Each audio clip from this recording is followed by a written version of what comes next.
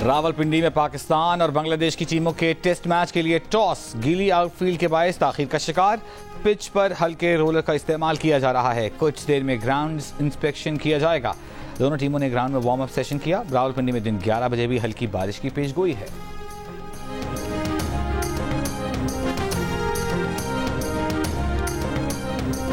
इस्लामाबाद, रावलपिंडी, लाहौर, खुशाब, जहलम, भक्कर, भलवाल और हाफिजाबाद समेत पंजाब के कई इलाकों में बारिश। महकमा मौसमियात का कहना है कि आज बालाई खैबर पख्तूनख्वा और पंजाब में कहीं कहीं मूसलाधार बारिश हो सकती है। महकमा मौसमियात के मुताबिक सिंध में आज शाम या रात में जैकबाबाद, दारू, जामशूर और कराची में तेज हवाओं और गरज चमक के साथ बारिश का इम्कान है।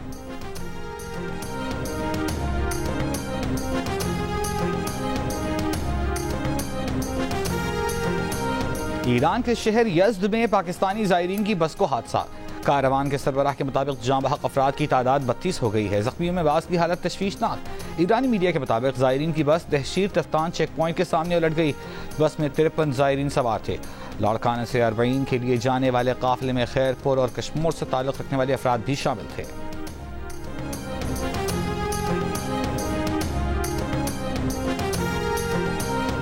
£190 मिलियन रेफरेंस की समाअत आज अडियाला जेल में होगी। बानी भीटिया और बुशरा बीबी को खबर अदालत में पेश किया जाएगा। इस्लामाबाद हाई कोर्ट ने केस का हतमी फैसला सुनाने से रोक रखा है। वकलाए सफाई अदालत को हाई कोर्ट के फैसले से मुताल्लिक आगाह करेंगे।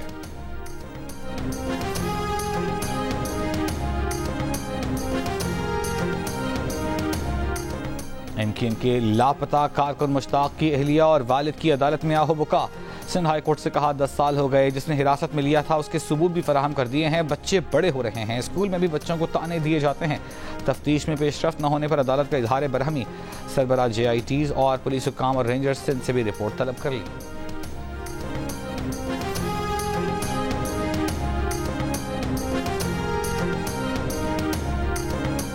हुकूमत ने 2 महीने की एक बहुत बड़ी रिलीफ पंजाब के अवाम को दी, जिसके लिए उन्होंने अपने जो तरक्याती फंड्स हैं उसमें से 45 अरब रुपए मुख्तस किए। बाकी सूबे भी हम बिस्मिल्लाह करें वो उसमें अपने सूबे के अवाम को ये रिलीफ दे सकते हैं।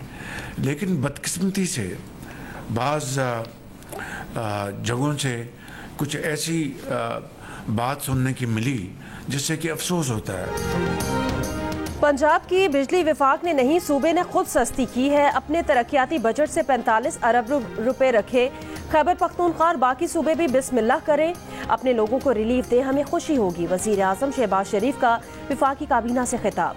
कहा तरक्याती बजट में 50 अरब की कटौती करके 200 यूनिट तक बिजली इस्तेमाल करने वालों को रिलीफ दिया। मुल्क भर के 86% सारिफीन हुकूमती रिलीफ से मुस्तफीद हो रहे हैं। बिजली चोरी का हमेशा के लिए खात्मा किया जा रहा है। बिजली बिलों के मामले पर सियासत और गैर जिम्मेदाराना गुफ्तगू ना करें। हकाइक को मस्ख नहीं करना चाहिए। बाज़ जगहों से ऐसी बातें सुनने को मिली जिससे अफसोस होता है। बिजली के मसले का देर पा हल ढूंढ रहे हैं। PTI हुकूमत की तरह कोई जाहिलाना कदम नहीं उठाएंगे।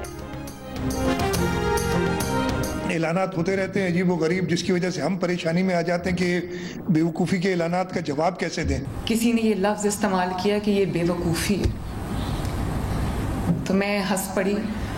मैंने कहा कि करप्शन का पैसा जेब में डालना, प्रोटोकॉल पे पैसे खर्च करना, जहाज़ों पे, हेलीकॉप्टर्स पे, गाड़ियों के कॉन्वॉयज़ पे, तनख्वाहों में, घरों पे, ये बेवकूफ़ी नहीं है। आवाम को रिलीफ देना बेवकूफ़ी है। अच्छा, आवाम को बिजली में रिलीफ देना बेवकूफ़ी है और करप्शन का पैसा जेब में डालना बेवकूफ़ी नहीं। मरीम नवाज का मुराद अली शाह पर वार। वज़ीर सिंध के बयान पर रद्द-ए-अमल में कहा कि बिजली के बिलों में दिया गया रिलीफ 2 माह के लिए है। उसके बाद बहुत बड़ा सोलर प्रोग्राम ला रहे हैं। इसे बेवकूफ़ी कहने वालों पर हंसी आती है। ये बेवकूफ़ी है, लेकिन करप्शन का पैसा जेब में डालना, प्रोटोकॉल पर पैसे खर्च करना, हेलीकॉप्टर, जहाज़ों, गाड़ियों के काफिलों और घरों पर पैसे खर्च करना क्या बेवकूफ़ी नहीं?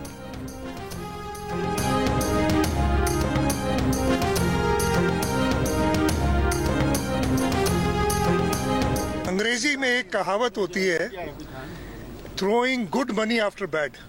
उसका मतलब ये होता है कि काम खराब करके उसको दुरुस्त करने के लिए और पैसे फेंको पानी में। जिन लोगों ने महंगे बिजली घर इंपोर्टेड कोल पे LNG पे लगाए और उस वक्त सिंध हुकूमत को रोका, कि जी वो आप हवा पे यानी विंड एनर्जी से या सोलर से पावर प्लांट्स ना लगाएं, जो अब कह रहे हैं कि हम सोलर से पावर प्लांट लगाएंगे परमानेंट सोल्यूशन के लिए, तो वो throwing good money after bad Sindh हुकूमत नहीं करेगी। MNV ड्रेन किसने बनानी है? वफाक ने बनाई है? नहीं। तो यहाँ पे तो पैसे खर्च नहीं कर रहे सिंध के लोगों के लिए। अब ये पैसे अचानक कहाँ से आ गए? 2 महीने का रिलीफ देने के बाद बिजली के बिल डबल हो जाएंगे, वजीर आला सिंध का दावा। कहा विफाक सिंध के लोगों के लिए तो पैसे खर्च नहीं कर रहा, हमें तो मना कर दिया कि पैसे नहीं हैं, अब पैसे कहां से आ गए? जिन लोगों ने माजी में महंगी बिजली के प्लांट लगाए, सिंध हुकूमत को सस्ती बिजली की पैदावार से रोका, वही आज सोलर पैनल देने की बात कर रहे हैं। अंग्रेजी की कहावत है, काम खराब करके उसे सही करने के लिए पानी में दोबारा पैसा फेंको। हुकूमत सिंध ऐसा नहीं करेगी।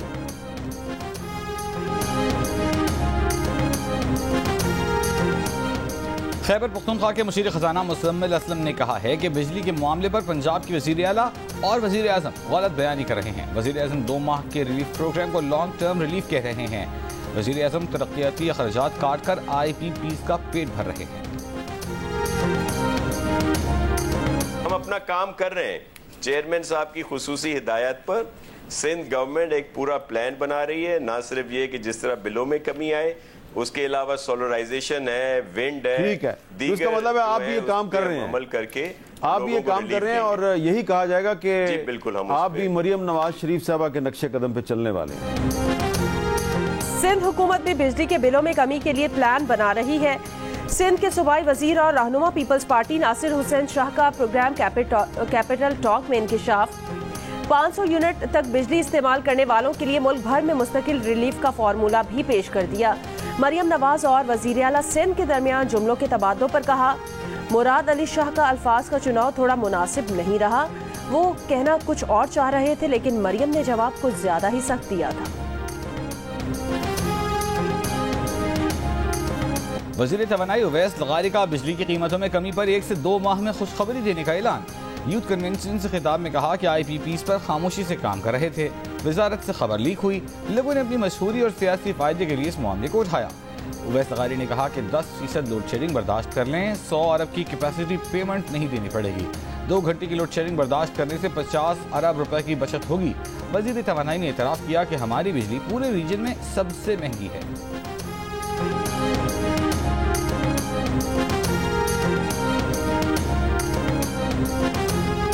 जमीयत उलमा इस्लाम अपने प्लेटफार्म से हमने जदोजहद का फ़ैसला किया है और माज़ी करीब में जो इत्तेहादों के तजर्बे हमें रहे हैं वो कोई अच्छी मिसालें नहीं रही उसकी जी। तो अब मज़ीद हम किसी को शर्मिंदा करना चाहते हैं, ना खुद शर्मिंदा होना चाहते हैं। और बाकी रहा अपोजिशन का किरदार, हम अपोजिशन की दूसरी जमातों से मिलकर मुश्तरका अपोजिशन का किरदार अदा करने को तैयार।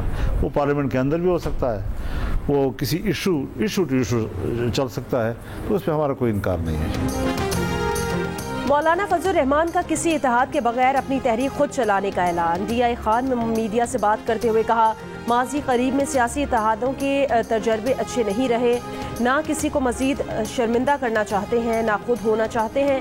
पार्लियामेंट के अंदर और बाहर अपोजिशन का किरदार अदा करेंगे। इशू टू इशू दीगर सियासी जमातों से इत्तेहाद हो सकता है। नवाज शरीफ ने पंजाब को बिजली के बिलों में रिलीफ देकर 30 साल बाद भी पंजाब की सियासत की। उन्हें छोटे भाई के साथ मिलकर पंजाब की बजाय मुल्क की सतह पर बिजली के निर्ख कम करने चाहिए थे। अमीर जमात इस्लामी हाफिज नईमुर रहमान की कोयटा में प्रेस कॉन्फ्रेंस। कहा, बिजली की बढ़ती कीमतों के खिलाफ 28 अगस्त को मुल्क गिर हड़ताल, जबकि 1 सितंबर से बलूचिस्तान में भी हक दो आवाम को तहरीक शुरू करेंगे। अपनी तहरीक खुद चलाएंगे, किसी का कंधा नहीं बनेंगे।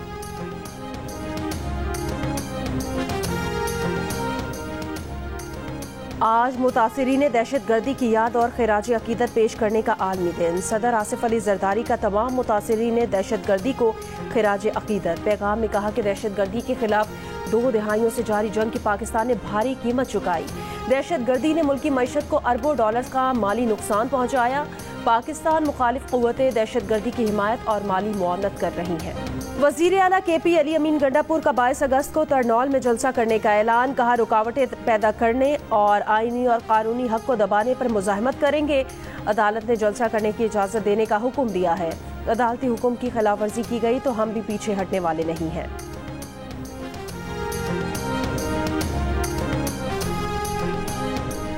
और रूसी एयर डिफेंस यूनिट्स ने यूक्रेन के 10 ड्रोन तबाह कर दिए। मेयर मॉस्को का कहना है कि यूक्रेन के ड्रोन हमले का मकसद मॉस्को को निशाना बनाना था। ड्रोन्स का मलबा गिरने के मकाम पर कोई जानी नुकसान नहीं हुआ।